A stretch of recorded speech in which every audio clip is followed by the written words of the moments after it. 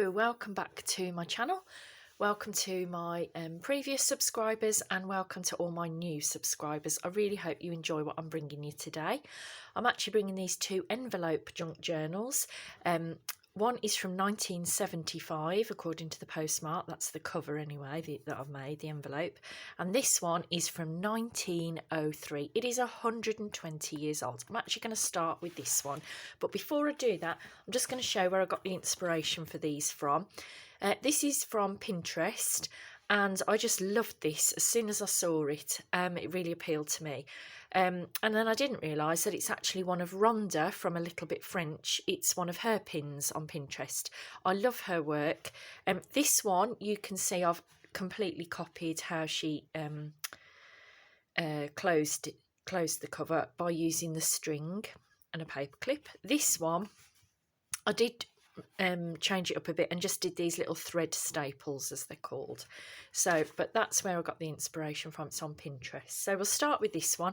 I love this envelope. It is 120 years old. It was obviously from Cloversville, New York in 1903. It's got the stamp on there. I've just done the closure with the paper clip just as Rhonda had done, and I love this envelope.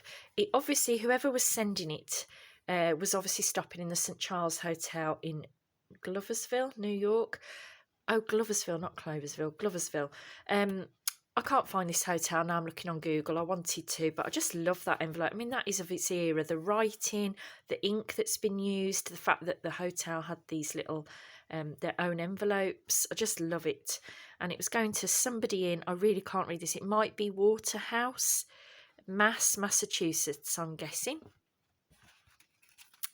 So as we go in, I wanted to keep it as a kind of neutral and kind of post officey mail theme, so I've just put sort of little labels on. That's obviously, you know, something that it's gathered during its 120-year-old life, so I've left that. This is some coffee dyed sewing paper.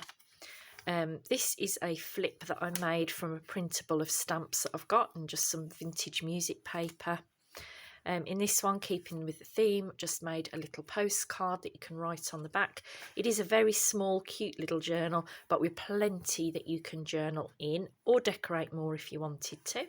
In this little tuck, which I've decorated with a ticket, I've just popped some more little tickets in there. Just, you know, tickets, forms, the mail, that's the sort of theme, and very much neutral. That's a little ticket printable I've got. I've popped it under that flap of the envelope, which is on vintage ledger paper. Now, this was an envelope that I made, but instead of actually gluing it together, I left it so you could actually journal in there and then hide it away. This is vintage ledger, so I've put that in there. Little label with random numbers. Again, used a blue one this time to match with the blue of the bridge scoring card. This is a piece. This is a, oh, what am I trying to say? Actual ephemera. Fold that out. Lots to journaling. Blue label again to match. This is the centre, so you can see those paper staples. Rather than a 3-hole pamphlet, I went for these. This is a technique I learned off Odalcina Scrap Ann, if you wanted to check out her channel, and they're basically like little paper. Thread staples. So instead of having like metal staples, you basically have the look of staples, but you've sewn it, and I love that. I also love this digital. This is from, I think it is from Ruby and Pearl. I love it because it's got this kind of label area, got a watermark on, postmark on there, so I just love that. A little flip up here. Some more of that bridge paper. Ticket popped under there as a little pocket, but you can pop anything you like in. This is from a book. I left that on there. I love that. I just like these little details and things. 229. It was obviously page 229, but I just like that, just those numbers there. This is the other side of that vintage ledger paper I've got. In this tuck here, this is from Which Craft Do You Do? Popped a little label there. She did a freebie recently of like ID cards, so I just felt that again was quite in keeping with the theme of this journal. I just wanted definitely neutrals. I didn't want any kind of butterflies, flowers, my usuals. I wanted something different. Oh, that was also holding these stamps. These are stamps from my own collection that I decided to pop in there. I really like that. in this tuck here, this fold, just cut one of the stamps from the digi kit I've got, and that is a digi printable of like an old envelope. That I just covered that, just liked the look of that. I think, because again, this printable, can't remember where it came from, but having the stamp peeping out, just felt that was again keeping. Nice label, you could just label it or you could write around it. The other side of the sewing paper, and this is obviously where it was then received in Watertown, Massachusetts in 1903, received. So I just love that. And I forgot to say, I did leave the envelope open. So if you wanted to tuck something in the front or the back, then you can do. So that is that journal. Then long, obviously a similar theme was this one. It is from 1975, this envelope, and obviously this is from England. Got the 6.5p stamp, which, my goodness, I do remember halfpennies as a girl, but yeah, long time ago. So I did do the same closure as Ronda had done, which was this, 1975. I love this.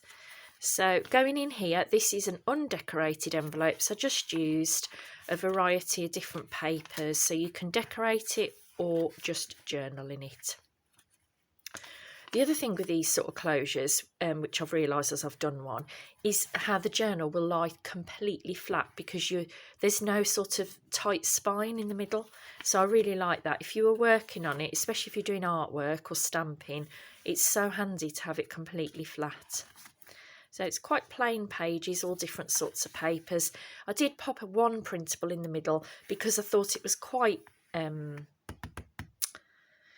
neutrally, you know, you could easily write over that if you wanted to keep it as a writing journal. And then just obviously the other side of the page is left a little flip there.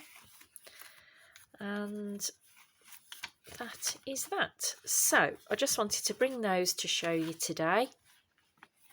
I really love these a lot. I like post offices and the mail, and I used to like filling in forms as a child to play. Don't like filling in forms now, but there you go. So that's what I've got for today. I really hope that you enjoy it, and I'll see you again soon. Bye.